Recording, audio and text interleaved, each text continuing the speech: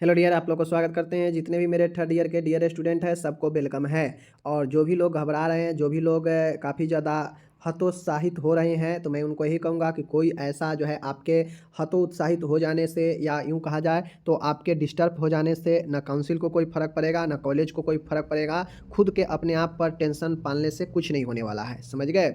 जब होना होगा जब होना होगा तभी सारा चीज़ें होगा। आपके कुछ भी कर लेने से कुछ नहीं होने वाला है। तो क्यों अपने आप को दुःख पहुँचाइएगा, क्यों अपने आप को जो है सारा प्रॉब्लम में डालिएगा? बिल्कुल नहीं। आप अपने आप को पढ़ते रहिए, अपने आप को आगे बढ़ाते रहिए, सारा चीज़ ठीक हो जाएगा। एक न एक दिन कोई समस्या आता है तो उसका जो है सॉल्यूशन भी ज़रूर आता है। तो थोड़ा-सा लेट है, मैं भी मानता हूँ कि लेट हो रहा है, जो कि आपको वैकेंसी में आपको आगे प्रॉब्लम आएगा। प्रॉब्लम उतना नहीं आएगा। आप लोग के जो भी 20 से 23 वाले हैं, जो 20 से 23 सेशन वाले हैं एमपी में, उन लोगों को ज़्यादा प्रॉब्लम नहीं है, क्योंकि उनको पता है कि अगर जितना भी जल्दी अगर एमपी काउंसिल कर भी देता, फिर भी आपका एक जो है वैकेंसी छूट ही जाएगा, समझ गए ना?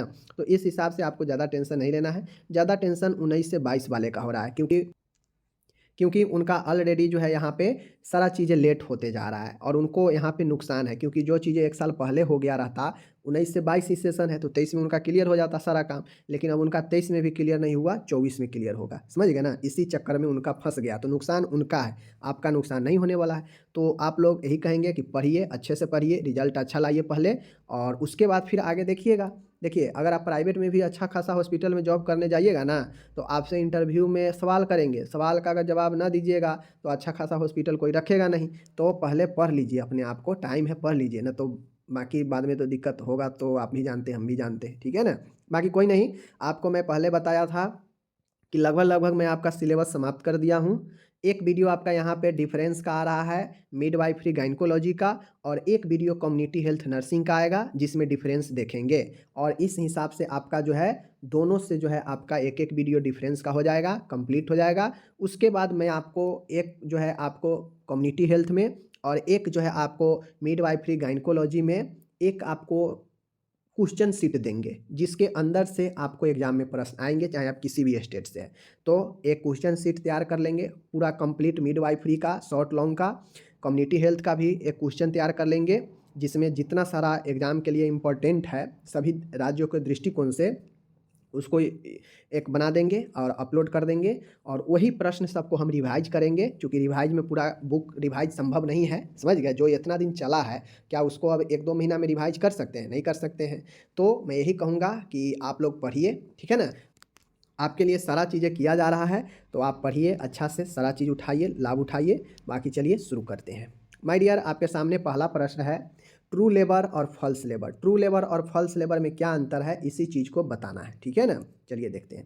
ट्रू लेबर और फ़ॉल्स लेबर मतलब सच्चा और वास्तविक प्रसव, झूठा या मिथ्या प्रसव। सबसे पहले लीवर प्रसव के बारे में आप लोग जान रहे हैं कि प्रसव का मतलब होता है कि बच्चा जन्म जो लेता है वही लेबर प्रसव होता है, समझ गए? तो एक होता है झूठा लेबर, एक होता है फॉल्स लेबर। कौन सा झूठा लेबर है, कौन सा फॉल्स लेबर है, कैसे पता करेंगे? तो चलिए देखते हैं। देखिए, इसमें नियमित अंतराल पर गर्भाशय में दर्द युक्त संकुचन होते रहता है। देखिए, ट्रू लेबर के मतलब होता है, मैं आपको एक लाइन में समझा देता हूँ कि ट्रू लेबर के मतलब होता है कि जब एक महिला प्रेग्नेंट है और वह अपने बच्चा के जन्म देने के नज़दीक में जब आ जाती है, तो उसके अंदर ट्रू लेबर आ जाता है। मतलब वो कुछ भी कर ले, उसके अंदर दर्द नहीं जाता है। लेकिन फॉल्स लेबर में क्या होता है कि आपको अगर नहीं पता है कि हमारा टाइम पूर गया है, एक महिला को नहीं पता है कि मेरा टाइम हो गया है या अभी नहीं हुआ है, तो उसको टाइम अगर नहीं हुआ है अभी, फिर भी दर्द करेगा। प्रेगनेंसी में तो दर्द आम बात है, कभी भी होने लगता है।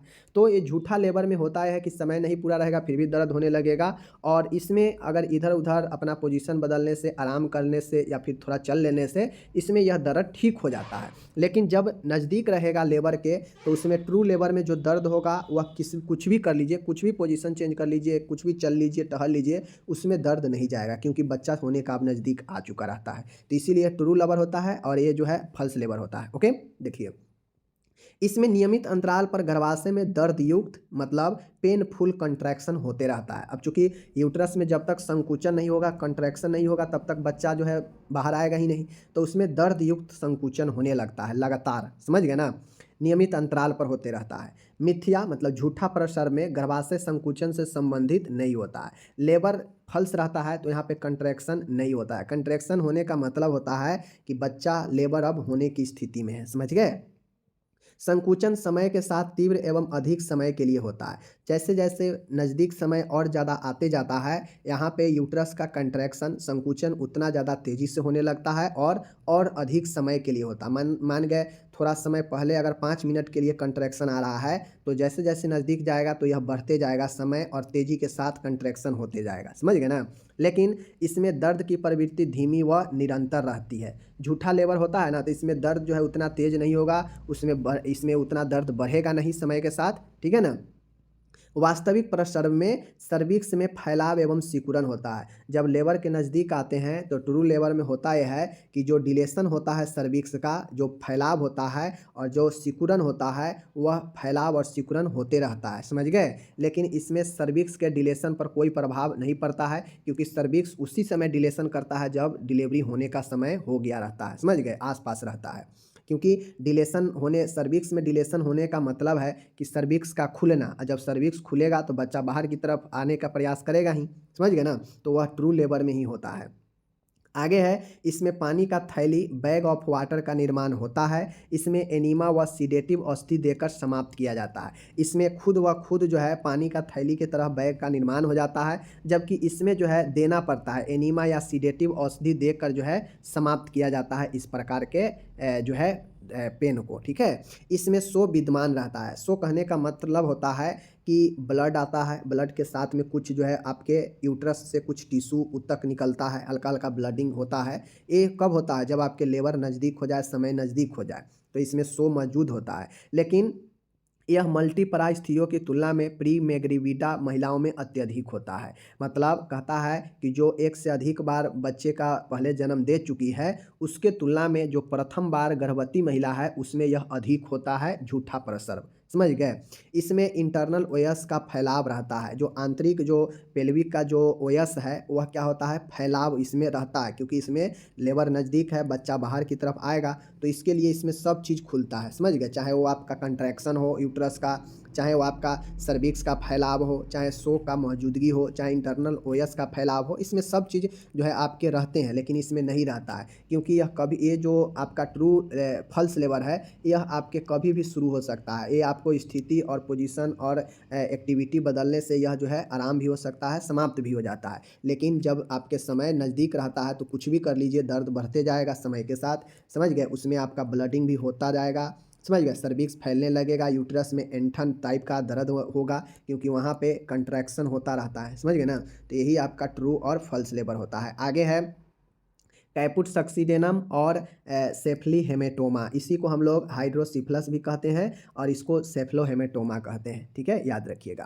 कैपुट सक्सीडेनम और जो है आपके यहाँ पे है सेफ्ले हेमेटोमा। यह जो है आपको दोनों जो है मस्तिष्क से बच्चा के शिशु के खोपड़ी से ही संबंधित है।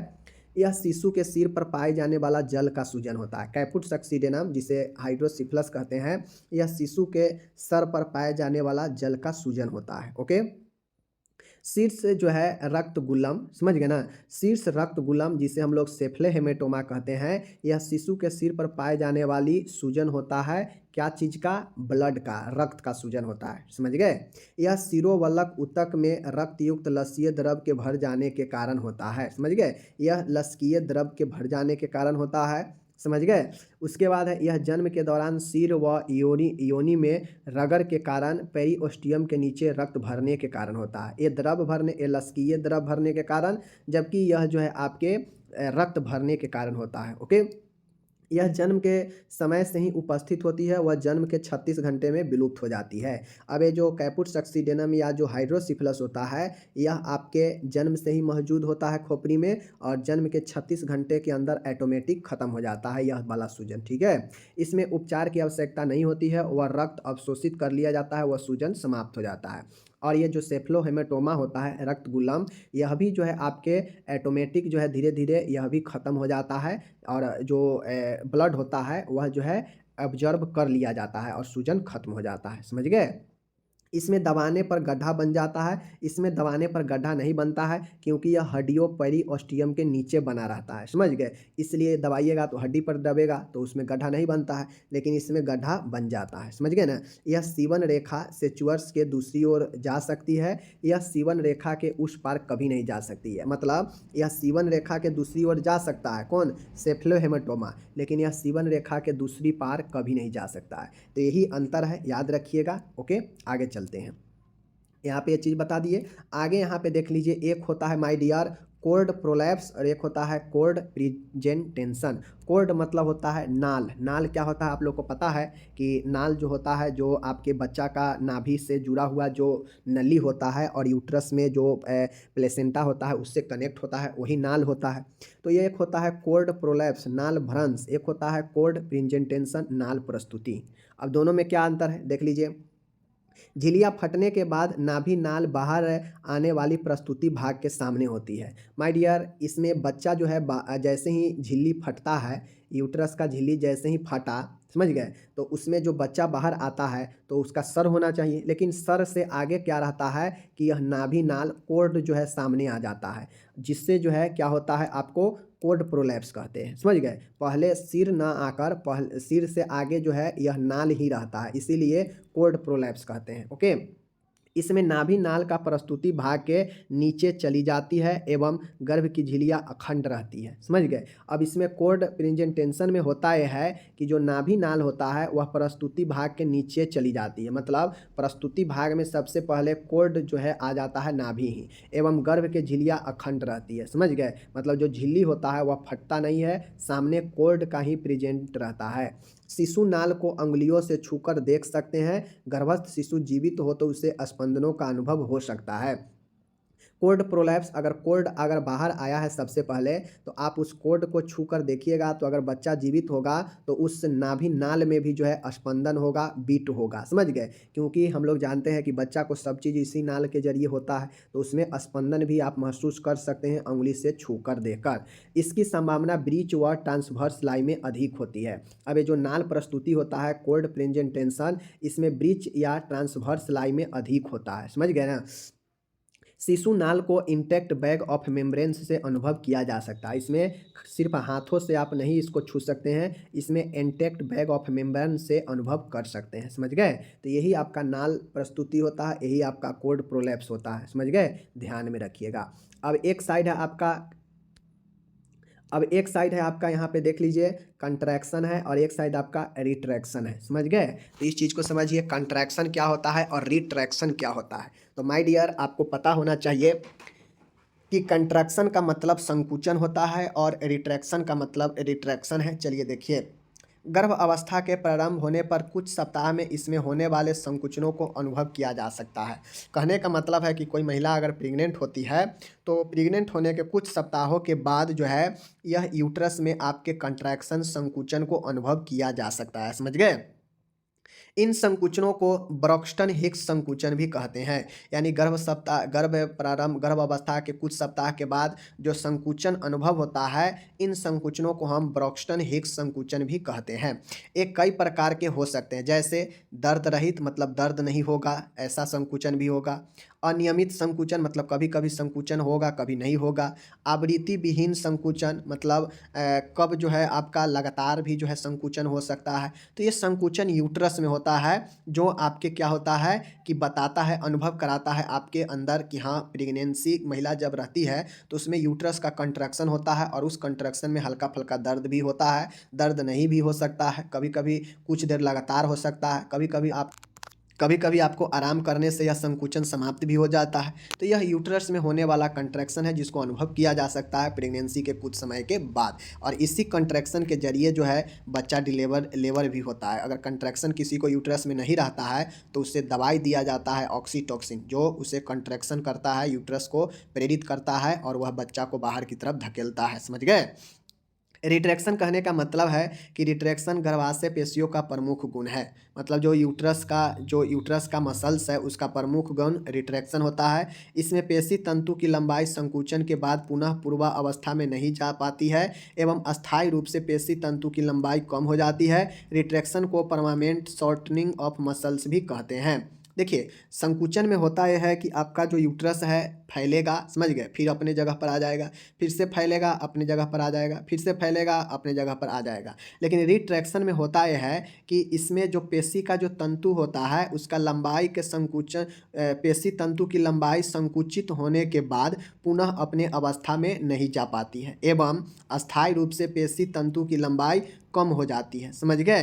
रिट्रैक्शन को परमानेंट शॉर्टनिंग ऑफ मसल्स भी कहते हैं, यही रिट्रैक्शन होता है। लेकिन संकुचन होगा तो वहाँ पे जो है यूट्रस हल्का बढ़ेगा, फिर वो अपने जगह पर आ जाएगा, फिर से बढ़ेगा, फिर अपने जगह पर आ जाएगा। लेकिन रिट्रैक्शन में जो है ऐसा नहीं होता है, समझ गए। तो ये चीज़ को ध्यान में आपको रखना है। ओके, चलिए, दोनों यूट्रस का ही गुण है, लेकिन एक में आपके एक जगह पर आ जाता है संकुचन होकर, और रिट्रैक्शन में वह अपने पूर्व के अवस्था में नहीं आ पाता है, हल्का फल्का वह जो है लंबाई में जो है उसको शॉर्ट हो ही जाता है, ठीक है ना। आगे चलिए, अब यहाँ पे आता है, एक है आपका प्लेसेंटा प्रीविया और एक है प्लेसेंटा एब्रॉप्शन। प्लेसेंटा प्रीविया का मतलब होता है कि आमतौर पर गर्भ अवस्था के समय प्लेसेंटा यानी जो अपरा होता है गर्भाशय के ऊपरी भाग में आरोपित होता है, ठीक है।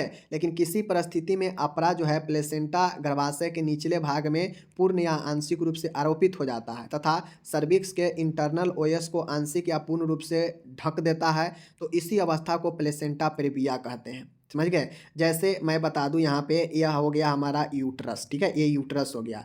यहाँ पे क्या है, यहाँ पे जो है आपका सर्विक्स है, बच्चा निकलने वाला जगह रहता है सर्विक्स का। अब मान गए यह जो है ऊपर होना चाहिए, प्लेसेंटा जो है ऊपर रहना चाहिए, चाहे इस साइड हो चाहे इस साइड हो, यहाँ भी रहता है, ठीक है रहता है। लेकिन प्रीविया में क्या होता है कि प्लेसेंटा ऊपर नॉर्मल होगा, इधर हो इधर हो इधर हो, यह प्लेसेंटा ऊपर कहीं भी होगा अगल बगल में तो नॉर्मल माना जाता है, समझ गए ना। आमतौर पर गर्भ अवस्था के समय प्लेसेंटा गर्भाशय के ऊपरी भाग में इम्प्लांट होता है, आरोपित होता है, जो कि एक नॉर्मल होता है।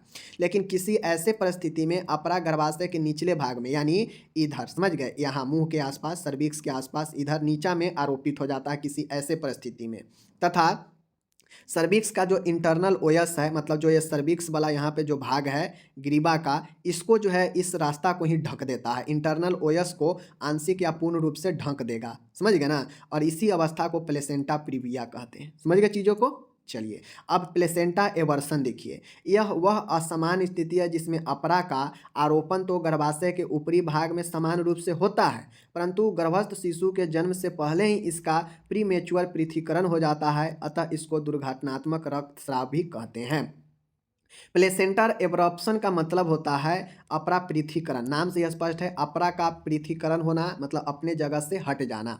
इसमें होता यह है कि अपरा अपने बिल्कुल समान जगह पर शुरू में रहता है, मतलब ऊपर या अगल बगल में होना चाहिए अपरा को यूट्रस का, तो रहता है, ठीक है। लेकिन कुछ समय में होता यह है कि वह अपरा जो है अपने जगह से हट जाता है, पृथक्करण हो जाता है, समझ गए, हट जाता है किसी कारण से। अब इस कारण से जब अपरा अपने जगह से हट जाएगा तो वह तो यूट्रस में ही बच्चा के साथ इधर उधर घूमते रहेगा, तो उसके कारण जो है बहुत ज़्यादा परेशानी हो जाता है, और इसे हम लोग दुर्घटनात्मक रक्तस्राव भी कहते हैं, क्योंकि अपरा यूट्रस के दीवार को छोड़ देगा और वह पृथक्करण हो जाएगा, तो यूट्रस जो है क्या होगा, वहाँ से ब्लीडिंग शुरू हो जाएगा, समझ गए। तो इसीलिए इसे दुर्घटनात्मक रक्तस्राव भी कहते हैं। तो अपरा पृथक्करण समझ गए और प्लेसेंटा प्रीविया भी समझ गए। आगे चलिए, आगे आपके सामने है माय डियर, यहाँ पे कहता है प्री एक्लेम्पसिया और एक्लेम्पसिया। तो मैंने आपको कितना बार बता चुका है कि प्री एक्लेम्पसिया का एक्सटेंडेड वर्जन ही एक्लेम्पसिया होता है, समझ गए। देखिए, प्री एक्लेम्पसिया लेट प्रेगनेंसी का रोग होता है। जो महिला अगर लेट प्रेगनेंसी है, देरी से अगर प्रेगनेंसी अगर रखती है, तो उसमें लेट प्रेगनेंसी का यह एक रोग है, प्री एक्लेम्पसिया।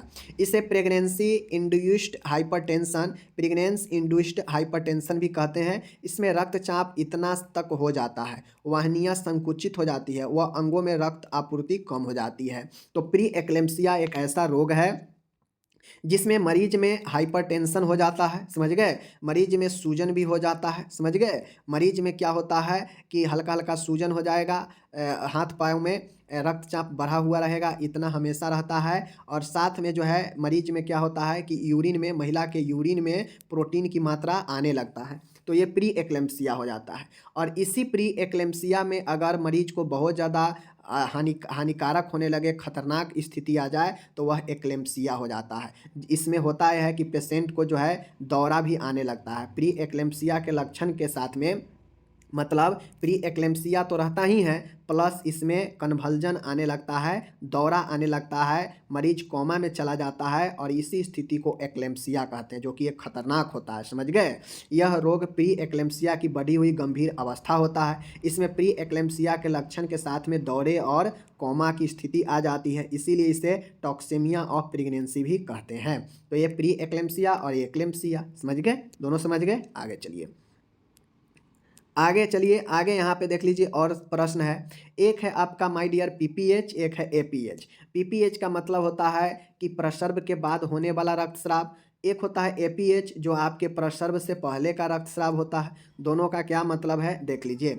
शिशु जन्म के पश्चात माँ को 6 सप्ताह यानी 42 दिनों तक जनन मार्ग से होने वाला रक्तस्राव को ही प्रसव पश्चात रक्तस्राव कहते हैं। यह रक्तस्राव सूतिका अवस्था में कभी भी हो सकता है, यानी पीरियडियम जो क्षेत्र मतलब जो प्यूरिपेनियम जो समय होता है उसमें कभी भी हो सकता है। मतलब ये 6 सप्ताह के अंदर कभी भी हो सकता है, यहाँ पे कोई फिक्स नहीं होता है। तो पीपीएच का मतलब होता है कि शिशु जन्म के 6 सप्ताह तक अगर जनन मार्ग से कोई रक्तस्राव हो रहा है तो उससे पीपीएच कहते हैं। यह सूतिका अवस्था में कभी भी हो सकता है। समझ गए? चलिए, अब यहाँ पे एपीएच है, एंटीपार्टुम हेमरेज है। शिशु के जन्म से पहले, मतलब शिशु के जन्म से पहले, बच्चा भी जन्म नहीं लिया है, जन्म से पहले अथवा गर्भ अवस्था के 28वें सप्ताह के बाद जनन मार्ग से होने वाले रक्तस्राव को ही रक्त प्रसव पूर्व रक्तस्राव कहते हैं। एपीएच का मतलब होता है कि जन्म से पहले का रक्तस्राव। अभी बच्चा कोई जन्म नहीं लिया है, जन्म से पहले या फिर गर्भ के 28 सप्ताह के बाद जनन मार्ग से होने वाले रक्तस्राव को ही प्रसव पूर्व रक्तस्राव एंटीपार्टुम हेमरेज कहते हैं। चीज़ों को समझ गए दोनों के बारे में? आगे चलिए, आगे यहाँ पे है यूनी ओवुलर ट्विंस और बाई ओवुलर ट्विंस। दोनों के बारे में हम पढ़ा चुके हैं, लेकिन फिर भी मेरा कर्तव्य है कि दोनों में अंतर पूछता है कि यूनी ओवुलर और बाइनो ओवुलर के बारे में बताइए। एक डिम्ब जुड़वा और दुई डिम्ब जुड़वा, तो मैंने पहले ही बता दिया था आप लोग को कि एक डिम्ब का मतलब है कि एक जुड़वा शिशुओं का निर्माण एक ही जाइगोट से होता है। तो इसमें यूनी ओवुलर ट्विंस अथवा मोनोजाइगोटिक ट्विंस कहते हैं। जाइगोट के निर्माण के बाद बदलन विभाजन के समय यह जाइगोट 2 भागों में बट जाता है और प्रत्येक भाग संपूर्ण शिशु का निर्माण लेता है।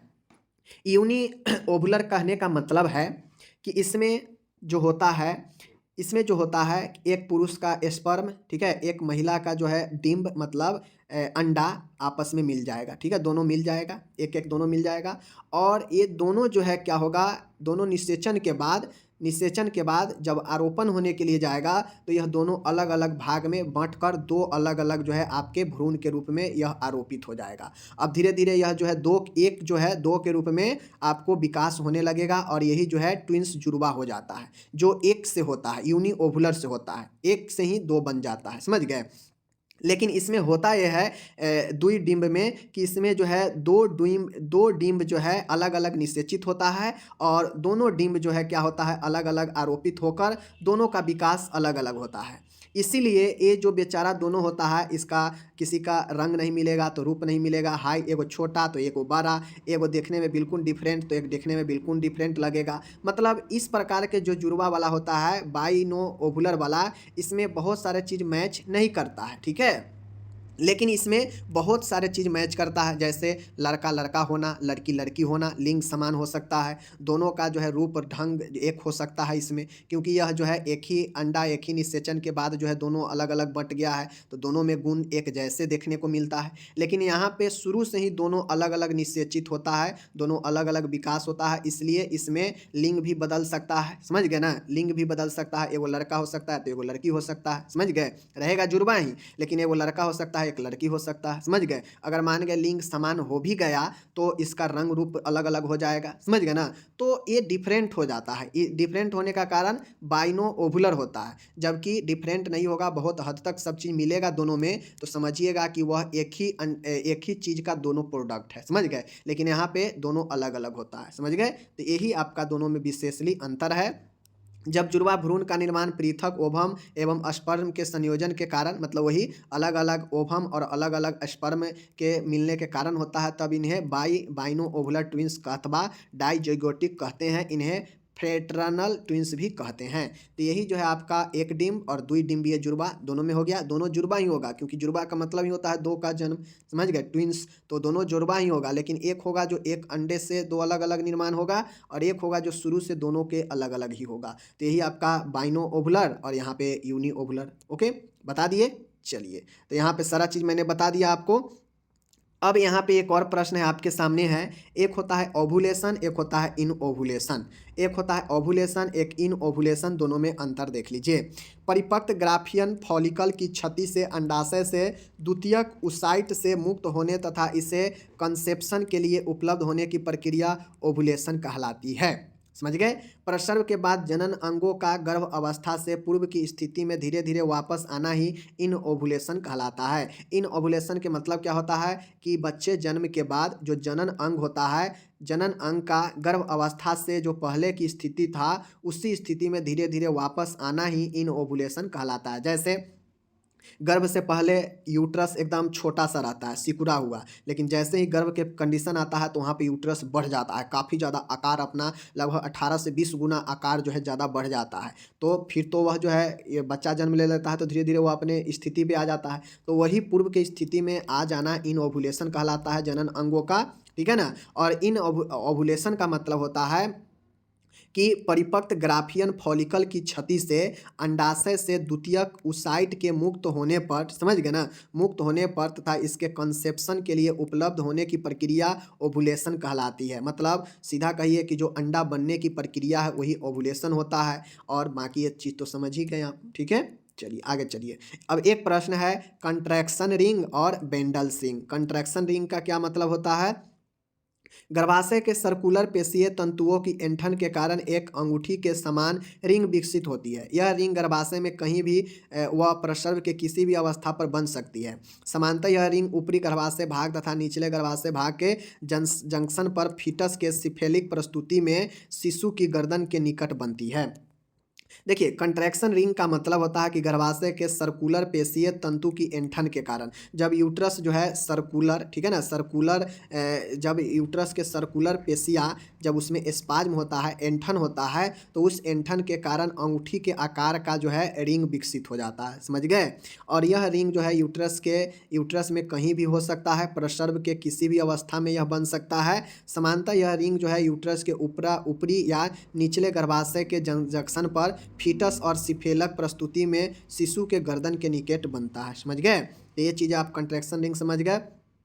बंडल रिंग्स का मतलब है कि गर्भाशय के ऊपरी भाग में तीव्र संकुचनों के फलस्वरूप गर्भाशय के चारों ओर एक खांच अथवा कर्व, ग्रूव और कर्व निर्मित होती है जो बंडल रिंग कहलाती है। इसे पैथोलॉजिकल रिट्रैक्शन रिंग भी कहते हैं। तो बंडल रिंग्स का मतलब है कि गर्भाशय के ऊपरी भाग में, मतलब यूट्रस के ऊपर में तीव्र मतलब तेजी से कंट्रैक्शन होने के कारण गर्भाशय के चारों ओर से एक खांच अथवा जो है कर्व जो है बना लेता है, जिसे बंडल रिंग कहते हैं। अब मानिए कि जैसे ये बैलून है, ठीक है। अब बैलून को हम इस साइड से जातेंगे तो क्या होगा कि हवा सब आगे आएगा और यह जो है पीछे की तरफ जो है देखते होइएगा आप लोग कि बैलून को सेब का आकार का बना देता है। देखिए ऐसे जो है कुछ बना देता है, एक बैलून को फुला देगा और पीछे से धकेल देगा, तो वो जो धकेलेगा तो एक खांच सा बना लेता है ना, गड्ढा सा।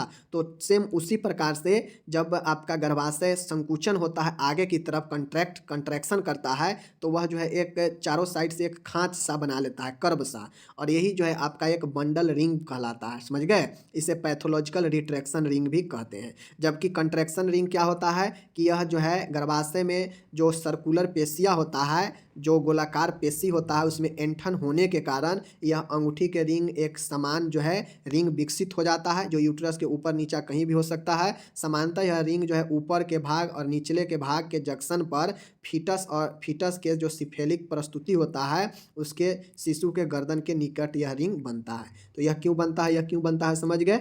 चलिए अब हम यहाँ पे विदा लेते हैं। अपना आप ख्याल रखिएगा, ठीक है ना। मैंने यहाँ पे जो इम्पोर्टेंट यहाँ पे था उसको मैंने आपको पढ़ा दिया। अब अपना ख्याल रखिए और बाकी हम मिलेंगे अगले वीडियो में।